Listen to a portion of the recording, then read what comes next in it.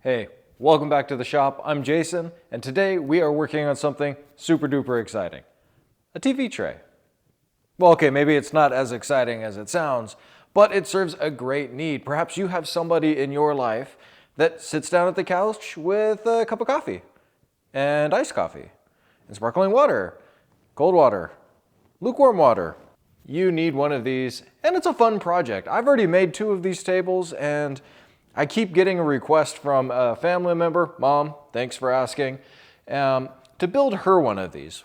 First table I made was out of this white limba. This is an exotic hardwood. And the second one was out of an even more exotic hardwood, free pallet wood. I bought a pallet of flooring for my rental project, and luckily that pallet had oak hardwood in it. I laminated it all together and made myself a tabletop and a whole bunch of other pieces of things. For today's project, we are going to be using this Sissoo wood. And if you saw my previous project, I cut the top third of this off and I made a serving board. Today, we're going to use this middle third and save the bottom one for something else yet to be determined. For the legs, we're going to be using 1x1 square tubing and 1.5 by 1.5 square tubing that I picked out of the scrap pile or the cutoff bin at my local steel yard, Valley Steel Supply. This was a great way to do it cheap because it was 96 cents a pound. I've got about 14 pounds, almost 15 pounds here, $14 worth of steel, and should be a fairly fun project to put together. I love working with metal and wood in the same project, that kind of modern rustic feel. So follow along and let's get to building.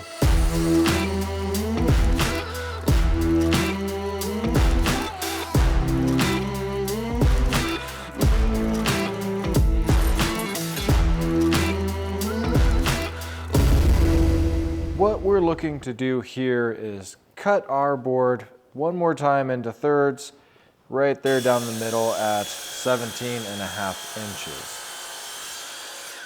With our board roughly broken down, it's time to hit it with the sander, starting with some 120 and then some 220 to get it roughly cleaned up. Then we'll see what we want to do with these sides. I'm starting out by sanding with 120 here first, but I wanted to make sure to get the grain raised with some mineral spirits, wiping it down with a little bit just to get it to pop and make sure that I don't have any rough spots. While that was drying, I decided to move on to breaking down my steel. Your measurements may vary on this, and it really depends on what size table you're looking for, what size your couch is.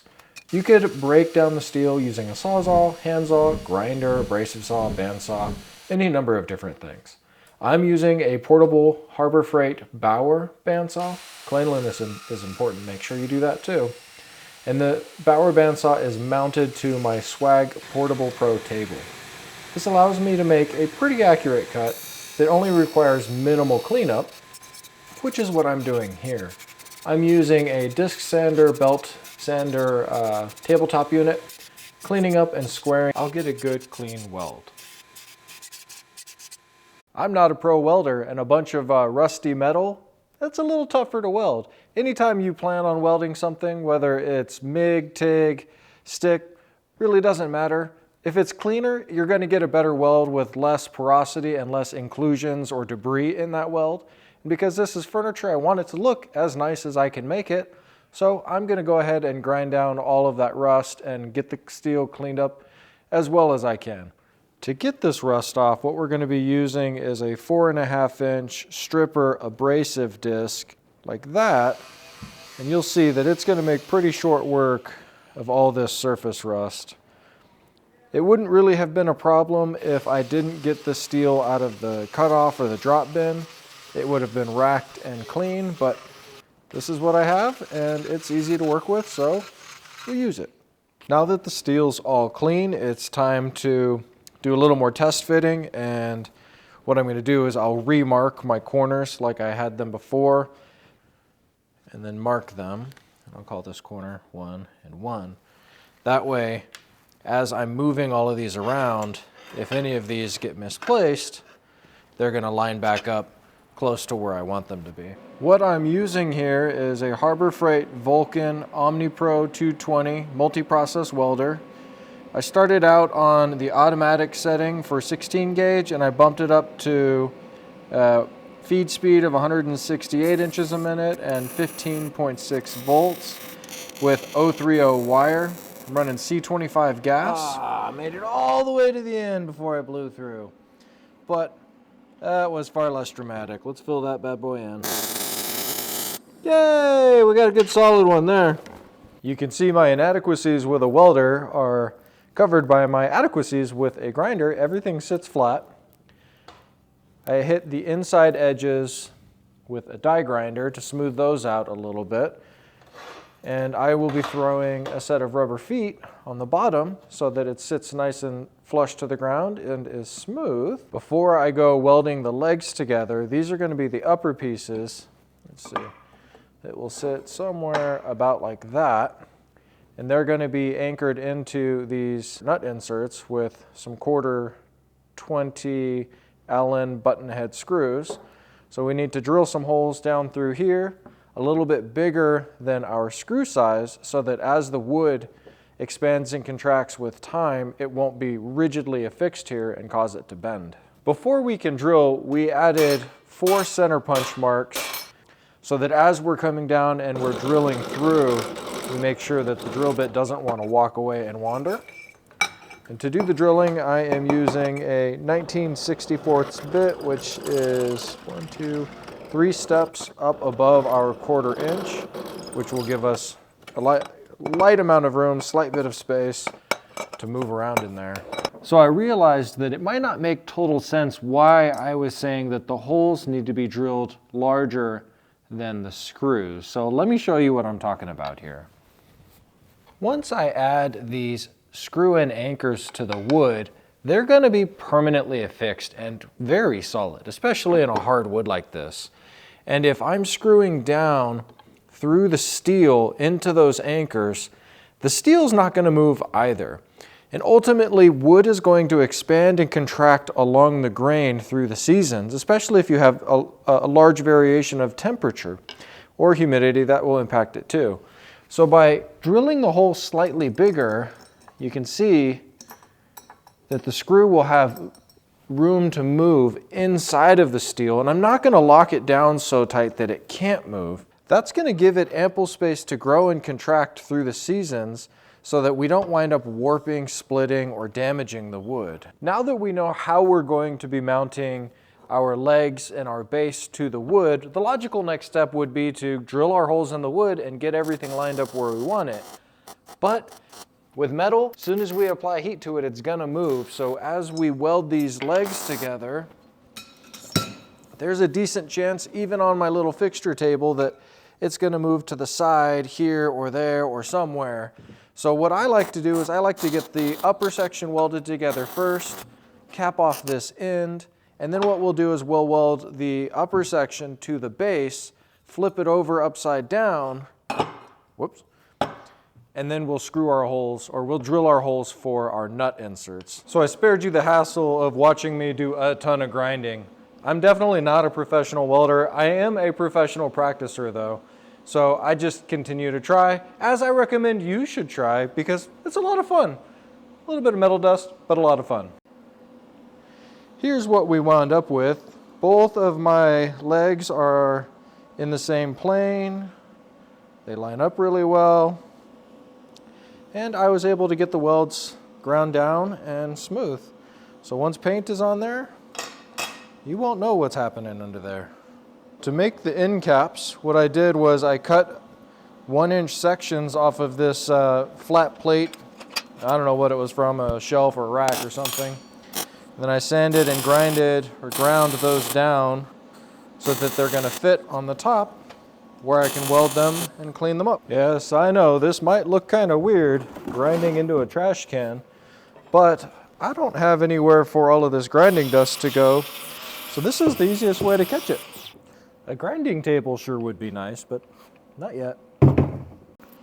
So here's how I'm gonna get all of this centered and leveled up. I measured over 2 inches from the side and a 1/4 inch in. This is 1.5 inch tubing. This is 1 inch. So we have a 1/4 on either side. And then I'm going to use my little magnet square to hold it up. And my digital angle finder here zeroed out to the table so that the two of them are close together. Within 0.1 degree, that's going to be more than enough, 0.15. Oh, shoot. Big ol' head getting in the way.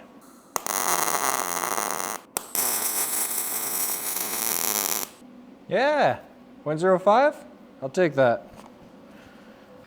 So after all that welding and grinding and sanding and grinding, every time I weld it seems like that I get better with the grinder. It's time to get this guy lined up on the tabletop piece.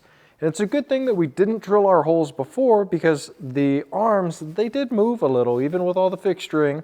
So they wouldn't be in the right spot at this point. We're going to be using these nut inserts like we talked about before, and I'm using the drill bit that I used to drill the holes in the steel so that they'll kind of act as a guide.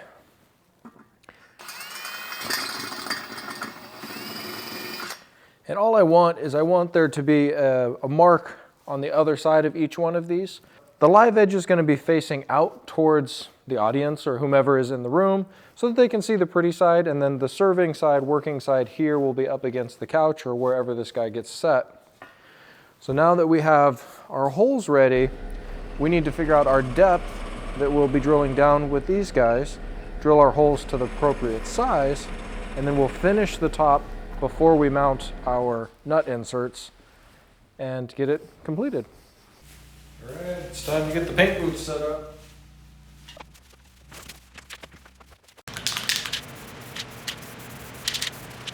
Well, I'm not exactly sure what happened, but you can see the paint's not sticking.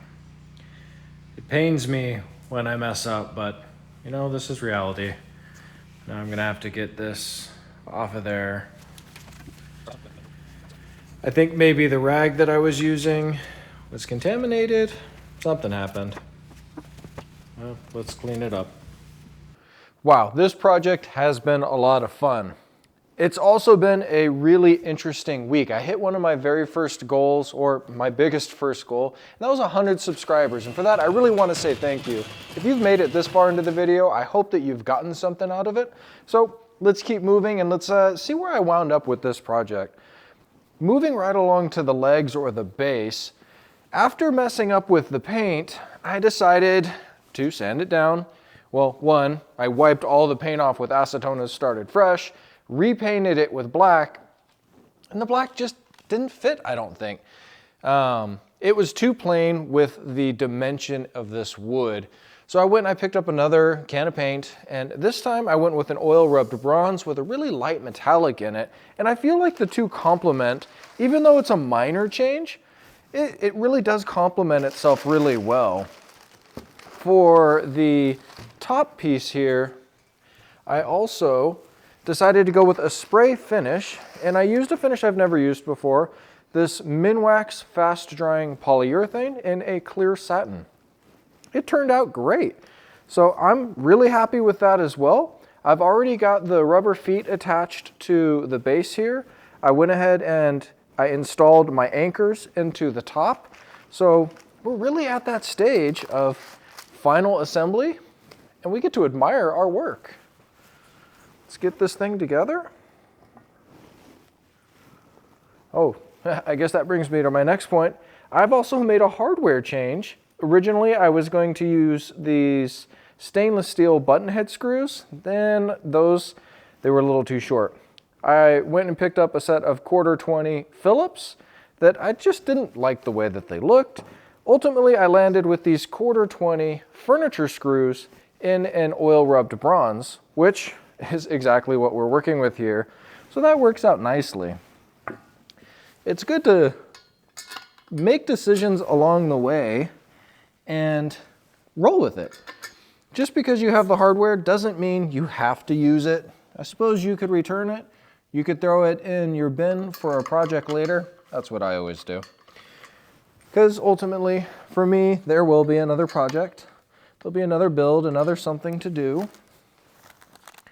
And I hope to be able to share that with you here in the future. Because we took the time to drill out our tabletop piece after our legs were all welded together and everything had moved, this is going together pretty well. Remember, we drilled the steel out larger than the bolts so that there's room for expansion and contraction. And with these large flathead furniture bolts, there's going to be plenty of room and surface area to make a nice solid contact without squeezing so tight that the wood can't adjust with the seasons.